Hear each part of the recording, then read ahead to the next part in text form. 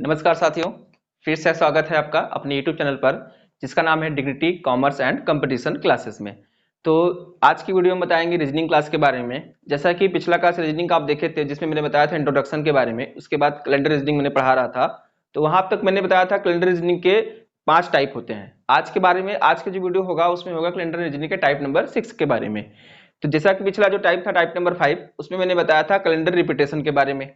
तो आज बात करते हैं इस वीडियो में कैलेंडर के टाइप नंबर 6 के बारे में, जिसमें बताया जाएगा शताब्दी वर्ष का प्रथम दिन और अंतिम दिन कैसे कैलकुलेट करते हैं। चलिए जानते हैं शताब्दी वर्ष का प्रथम और अंतिम दिन।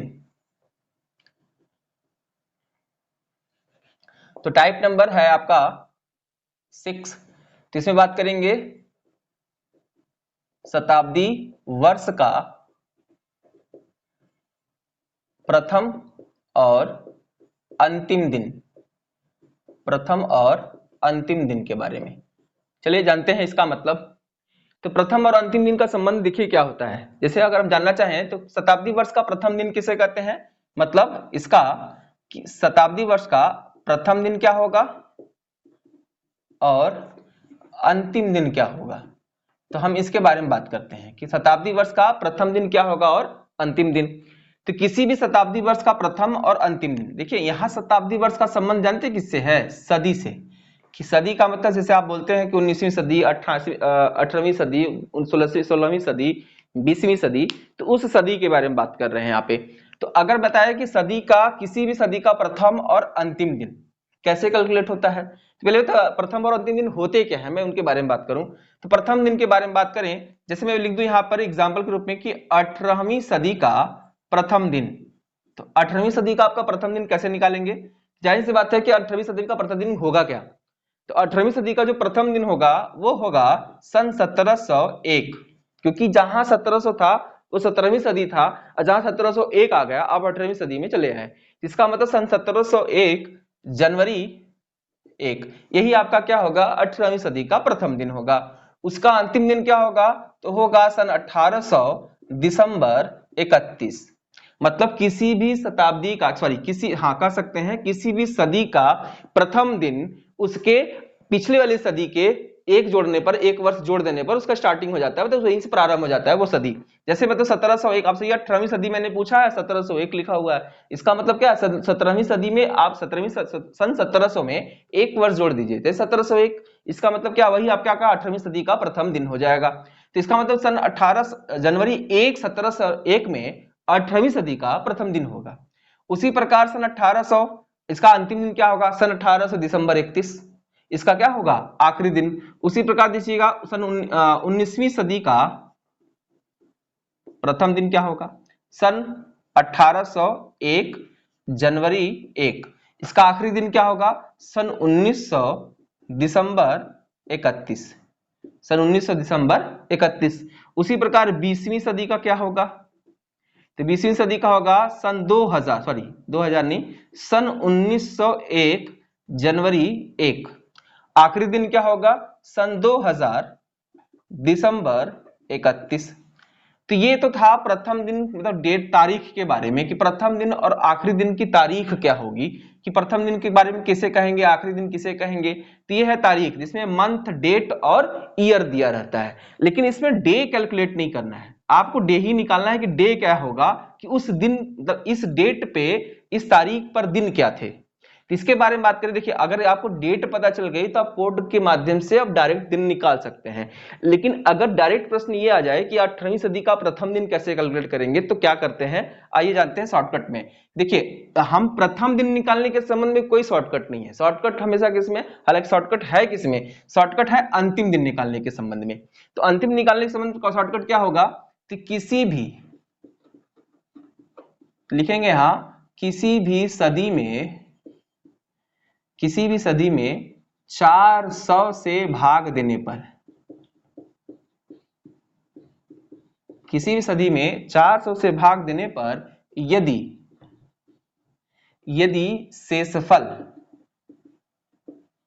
शेषफल यहां पर दिन के कोड होंगे और यहां पे होगा दिन।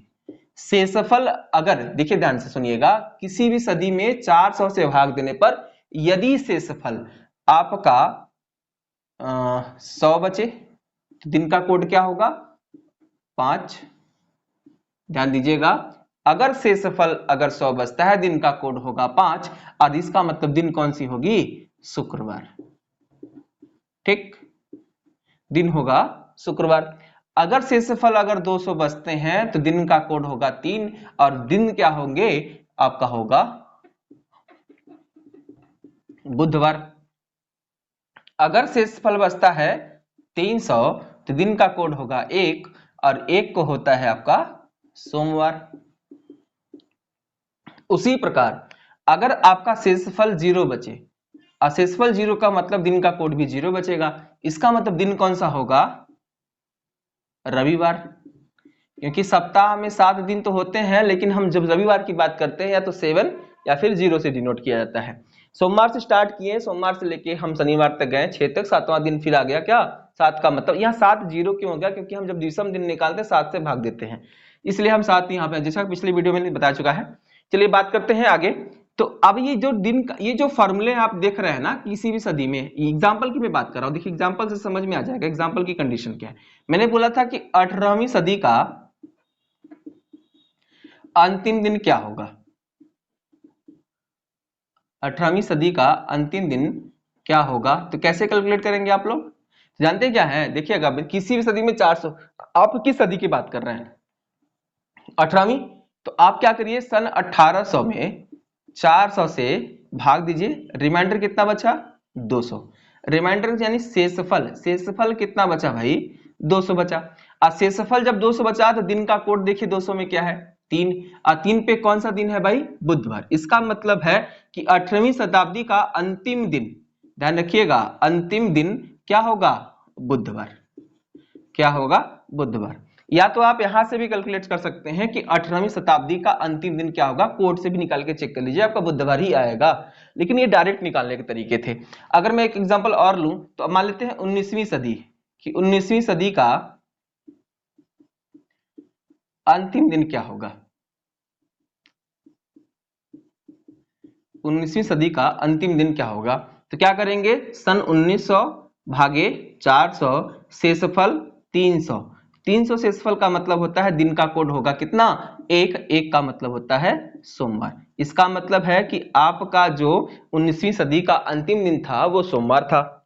उसी प्रकार अगर हमको किसी भी सदी का प्रथम दिन निकालना होगा तो क्या करेंगे, देखिएगा ये तो था अंतिम दिन, देखिएगा यहां पर अंतिम दिन निकालने के संबंध में इसका प्रयोग करेंगे,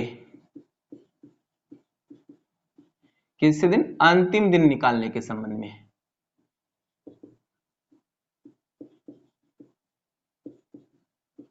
ये कंडीशन आपकी अंतिम दिन निकालने के लिए है ना कि प्रथम दिन। अब हम प्रथम दिन कैसे कैलकुलेट करेंगे देखिएगा ध्यान से। तो प्रथम दिन कैलकुलेट करने के लिए क्या करना होगा, जिस भी सदी का प्रथम दिन निकालना है, जिस भी सदी का प्रथम दिन निकालना है उस सदी से पहले, उस सदी से पहले, ठीक पहले लिख लीजिए, ठीक पहले वाले, उस सदी से ठीक पहले वाले सदी का अंतिम दिन निकालकर, अंतिम दिन निकालकर उसमें एक जोड़ दिया जाता है। तो अब एग्जाम्पल के रूप में कैसे करेंगे, जैसे मान लीजिए मैंने 18वीं सदी का अंतिम दिन निकाला, तो अगर यहां भी क्वेश्चन होता है एग्जाम्पल के रूप में ले लेते हैं कि अगर 18वीं सदी का प्रथम दिन क्या होगा, 18वीं सदी का प्रथम दिन क्या होगा। चलिए तो इसका मतलब क्या होगा, तो क्या करेंगे आप जानते, मैंने बोला ना कि जिस भी सदी का प्रथम दिन निकालना है उस सदी से ठीक पहले वाले सदी का, 18वीं सदी इसका मतलब ठीक पहले कौन सी सदी होगी 17वीं, 17वीं सदी का क्या निकालना है आखिरी दिन। तो आखिरी दिन निकालने का तरीका तो आपको पता है, क्या करना है, किसी भी सदी में 400 से भाग देने पर यदि शेषफल आ जाए तो अब 400 में किसमें भाग देना है, 1700 में। शेषफल कितना आया, 100, और 100 का मतलब होता है कौन सा दिन, देखिएगा कौन सा दिन है, शुक्रवार। 100 का मतलब है क्या, शुक्रवार। और शुक्रवार में अगर आप एक जोड़ देते हैं, शुक्रवार में क्या कर लेते हैं, एक जोड़ देते हैं, तो एक जोड़ने पर कौन सा दिन आ जाएगा, आपका आ जाएगा शनिवार। तो आप जान लीजिएगा कि सन, अब यानी कि 18वीं सदी का मतलब हो गया सन 1701 जनवरी 1 को कौन सा दिन था, यानी कि शुक्रवार, सॉरी शुक्रवार नहीं, शनिवार। यहां तक आप तो समझ में आया होगा कि किसी भी सदी का प्रथम और अंतिम दिन कैसे कैलकुलेट करते हैं। तो यहाँ पर एक क्वेश्चन जनरेट होता है, ध्यान रखिएगा, इससे बहुत इंपॉर्टेंट है।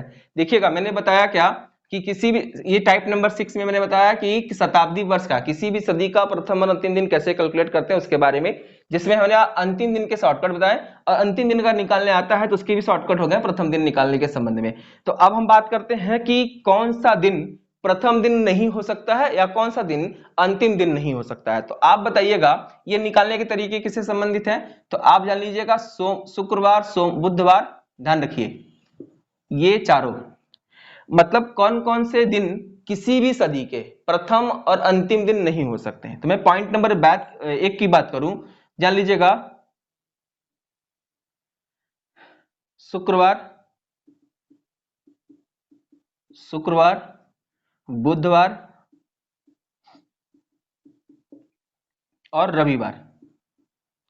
शुक्रवार, बुधवार और रविवार, ये किसी भी, ये दिन किसी भी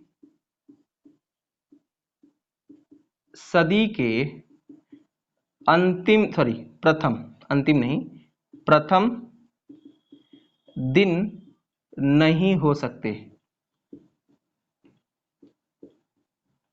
हैं। ठीक, होते ही नहीं, मान लो सीधा सीधा नहीं हो सकते हैं। चलो दूसरा पॉइंट की बात करें। अब बचा कौन कौन सा दिन है, तो बचा आपका है शनिवार, गुरुवार, और क्या बचा, 4 दिन वहां 2 दिन यहां, शनिवार या गुरुवार। ये दिन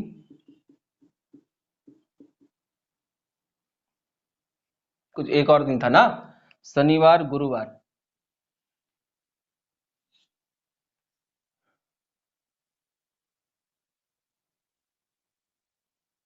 मंगलवार। कौन सा दिन, मंगलवार। शनिवार, गुरुवार, मंगलवार, ये दिन किसी भी सदी के अंतिम दिन नहीं हो सकते हैं, नहीं हो सकते हैं। ये दूसरा पॉइंट हो गया। तीसरे की बात करें तो सोमवार एक ऐसा दिन है जो किसी भी सदी का अंतिम और प्रथम दिन दोनों हो सकता है। ध्यान दीजिएगा, ये तीनों पॉइंट बहुत ध्यान से सुनिएगा।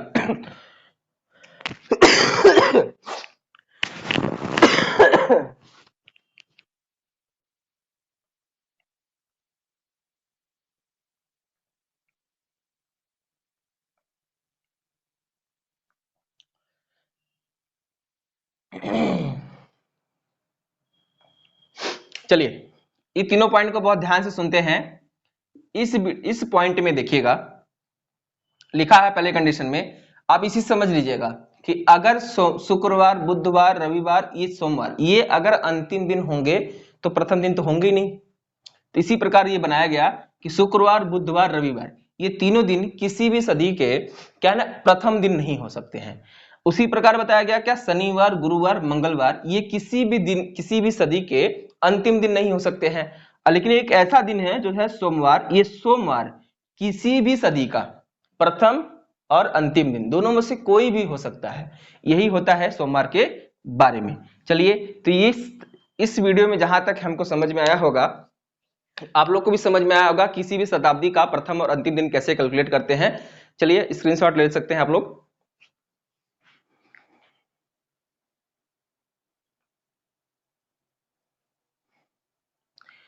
चलिए तो आते हैं इस वीडियो में। तो चलिए आज के लिए इस वीडियो में बस इतना ही। अगले वीडियो में मिलेंगे, थोड़ा क्लास इसी के आगे बढ़ाते हुए क्वेश्चन सॉल्व कराने के संबंध में। तब तक के लिए धन्यवाद।